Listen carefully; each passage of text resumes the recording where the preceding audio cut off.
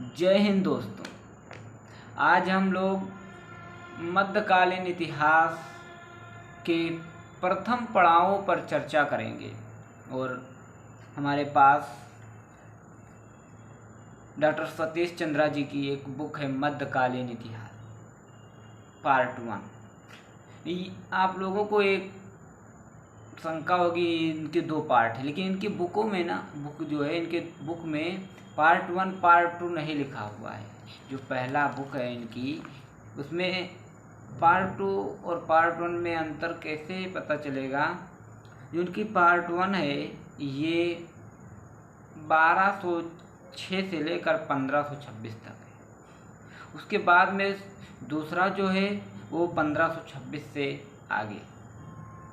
इनकी दोनों बुक का नाम ही मध्यकालीन भारत है। लिखा हुआ है सल्तनत काल से मुगल काल तक। इसमें पार्ट 1 में, पार्ट 2 में जो है उसमें मुगल काल लिखा हुआ। तो आज हम पहले पार्ट 1 पर चर्चा करते हैं। पार्ट 1 के को शुरुआत से पढ़ना शुरू करते हैं और उसमें धीरे धीरे हम पढ़ेंगे। कई पार्ट में डिवाइड होगा ये पूरा। जो इनकी बुक है ये बहुत लंबी है, लगभग हमारे पास ये बुक मौजूद है, लगभग 300 पेज की है ये बुक। उसी को हमें एक पार्ट वाइज पढ़ना है। चलिए आइए हम और आप मिलकर इसे शुरू करते हैं।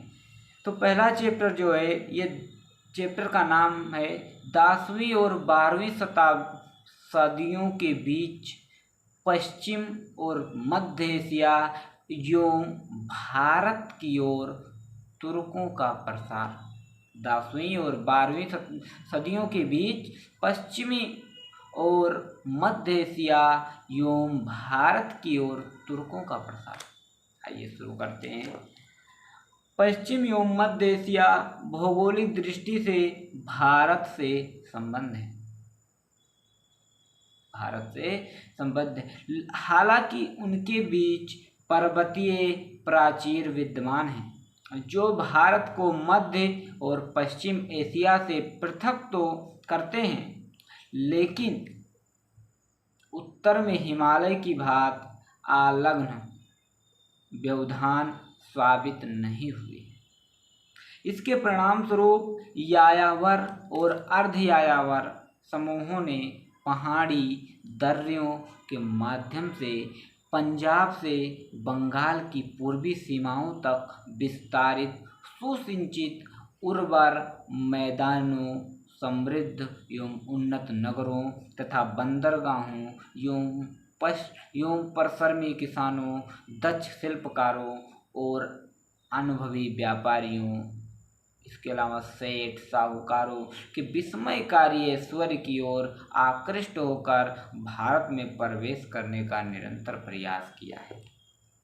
इस्लाम के उदय, पश्चिम एशिया और ईरान पर इसकी विजय एवं खुरासान और मध्य एशिया विशेषकर मावराउन नहर अर्थात ट्रांस ओक्सियाना नामक उर्वर भूखंड यानी आमू एवं सीर नदियों के बीच के क्षेत्र में इसके क्रमिक प्रसार के कारण इस क्षेत्र में जो मुख्यतः बौद्ध धर्म को मानने वाला था, भारत का सांस्कृतिक और राजनीतिक प्रभाव धीरे धीरे कम होता चला गया।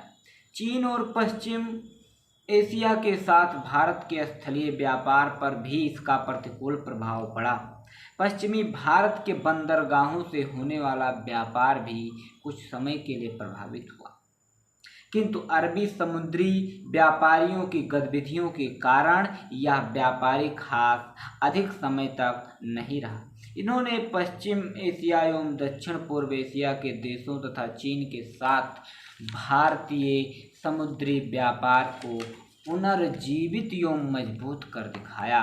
अर्थात इसका अर्थ यह नहीं है कि भारतीय व्यापारी समुद्री व्यापार से विस्थापित कर दिए गए अथवा कुछ हलकों में इस अवधारणा के विकसित होने के कारण कि नमक समुद्रों के पार अथवा मुंज घास पैदा करने वाले क्षेत्रों से बाहर यात्रा करने से व्यक्ति की जाति भ्रष्ट हो जाती है। वे समुद्री व्यापार से स्वतः ही अलग हो गए। इसके बजाय फारस की खाड़ी और उससे भी आगे के क्षेत्रों में भारतीय व्यापारियों की उपस्थिति एवं बगदाद में अब्बासी खलीफा के दरबार में भारतीय वैद्यों और शिल्पकारों का स्वागत होने का प्रमाण मिलता है। मलाबार में अरबी व्यापारियों के बसने का प्रमाण भी मिलता है। शक्तिशाली राष्ट्रकूट शासकों ने जिनका 10वीं सदी तक पश्चिमी भारत, मालवा एवं कुछ दक्षिणी भारत पर दबदबा था, अरबी व्यापारियों का स्वागत किया और यही नहीं, इन्हें इबादत अर्थात उपासना हेतु मस्जिद बनाने की भी अनुमति दी। ये पहला टॉपिक है पश्चिम एवं मध्य एशिया के घटनाक्रम। आइए देखते हैं क्या। अब्बासी साम्राज्य 9वीं सदी में अपने उत्कर्ष की पराकाष्ठा पर पहुंच गया था। उस समय उसके अंतर्गत कुस्तुतुनिया एवं मिस्र से लेकर मध्य एशिया तथा अरबी प्रायद्वीप तक के क्षेत्र शामिल थे। इस क्षेत्र में ईरान द्वारा महान के काल 5वीं सदी ईस्वी से सर्वाधिक शक्तिशाली साम्राज्य था। किंतु अरब शासक भारत में विजय प्राप्त करने के लिए गंभीर प्रयास करने के बजाय मध्य एशिया के विधर्मी तुर्कों से लड़ने एवं पश्चिम की ओर विस्तार करने में संलग्न रहे। 9वीं सदी के अंत में इस स्थिति में परिवर्तन होना प्रारंभ हुआ। इस काल में अब्बासी साम्राज्य का विघटन हुआ एवं अनेक आक्रमणकारी विस्तारवादी राज्यों की स्थापना हुई। ये राज्य हर प्रकार से स्वतंत्र थे। वह केवल नाम मात्र के लिए ही खलीफा का आधिपत्य मानते थे। खलीफा ने उन्हें एक औपचारिक पत्र अथवा मंसूर प्रदान कर उनकी स्थिति को वैध बना दिया। कालांतर में इन राज्यों के शासक सुल्तान कहलाने लगे। इनमें से अधिकांश सुल्तान तुर्क जाति के थे।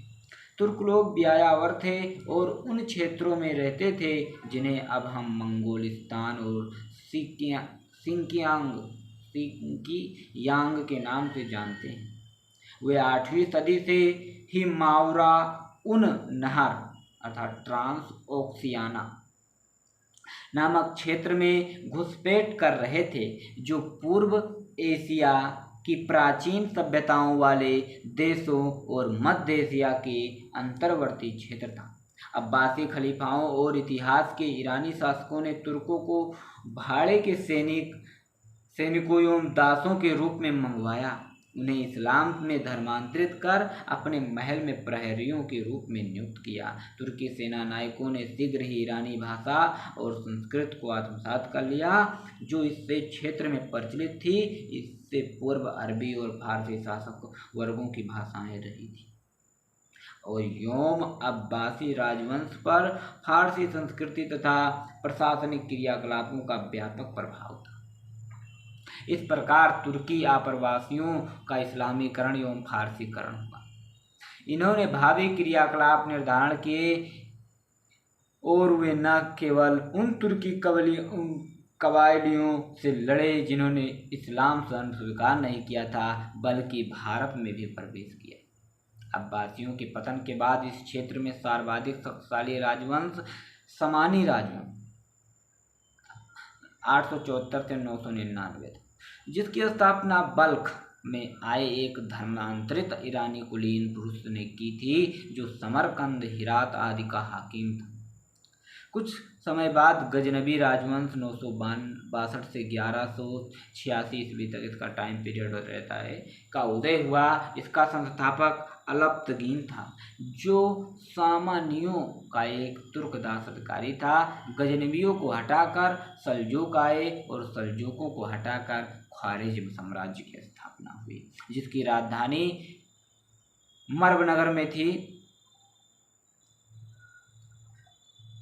ख़ारिज़्म साम्राज्य को 13वीं सदी में मंगोल शासक चंगेज़ खान ने नष्ट कर दिया। ये साम्राज्य एक दूसरे से लड़ते रहे एवं साथ ही इस क्षेत्र के छोटे छोटे राज्यों पर अपना प्रभुत्व कायम करने और रखने का प्रयास करते रहे। इस दृष्टिकोण से वे विभिन्न राजपूत राजाओं से बहुत भिन्न नहीं थे, जो भारत के विभिन्न भागों में शासन कर रहे थे और एक दूसरे से निरंतर लड़ रहे थे, किंतु पश्चिम और मध्य एशिया में अस्तित्व बनाए रखने के लिए भीषण संघर्ष में सैन्य सामर्थ्य और कुशलता को सर्वाधिक महत्वपूर्ण माना जाता था। इसके कारण सैनिकवाद का विकास हुआ, जिसने भारत और उसके निकटवर्ती क्षेत्रों जबुलिस्तान और अफगानिस्तान के लिए तत्काल खतरा उत्पन्न कर दिया। उस समय तक इन क्षेत्रों में इस्लाम धर्म का प्रसार नहीं हुआ था। हाल ही में मुसलमान बने तुर्कों की आक्रामकता में वृद्धि के कई अन्य कारण थे। उनके पास विश्व के सर्वोत्तम घोड़े थे। मध्य एशिया के चारागाहों में विचरने वाले इन घोड़े अति प्राचीन काल से ही अरब और भारत में आयात किए जाते थे।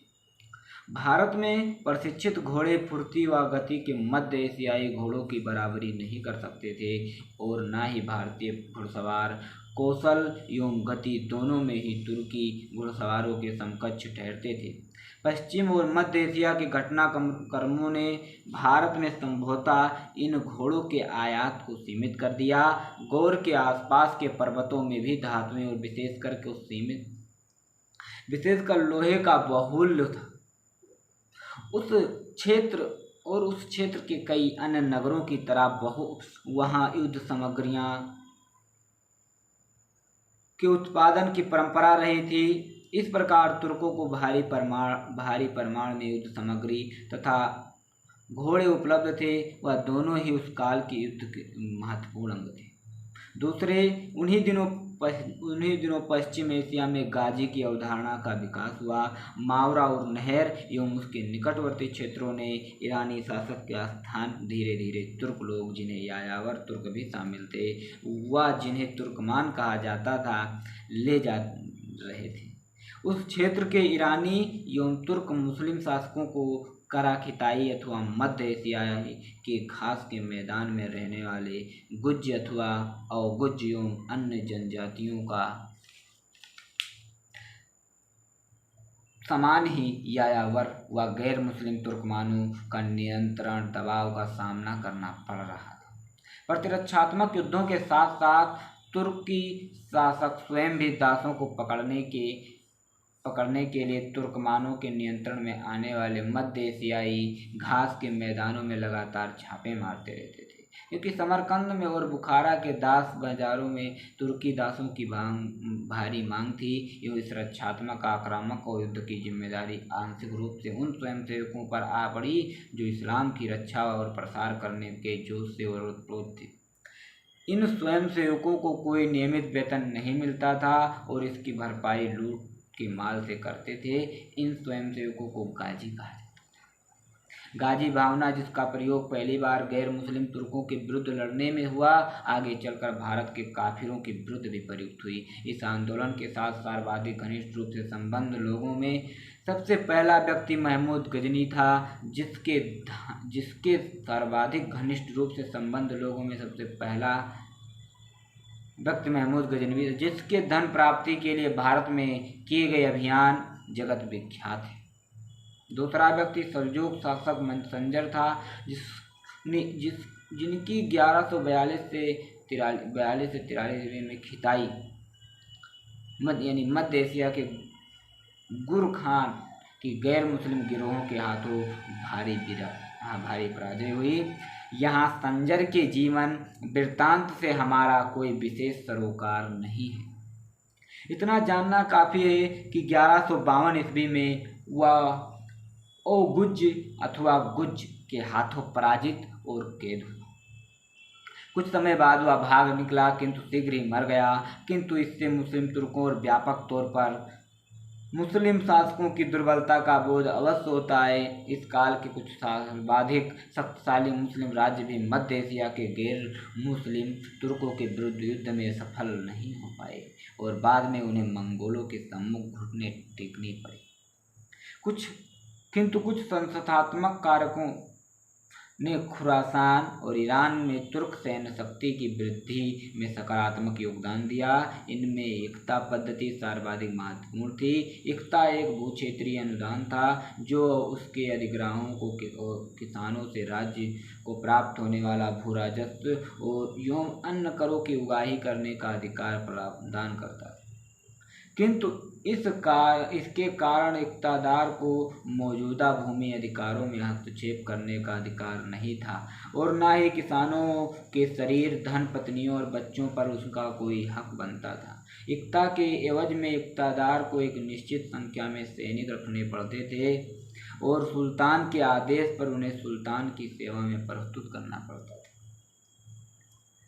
यह संस्था तुर्क सुल्तानों के लिए उपयुक्त थे क्योंकि इसका अभिप्राय यह था कि ईरानी भूस्वामियों जिन्हें दहकान कहते थे के मौजूद अधिकारियों में कोई हस्तक्षेप नहीं होता और न ही तुर्क सेना नायकों को भूमि और वंशानुगत अधिकार प्राप्त होता था, बल्कि वे पूरी तरह सुल्तान पर निर्भर थे जो उन्हें जब और जहां चाहता नियुक्त कर सकता था।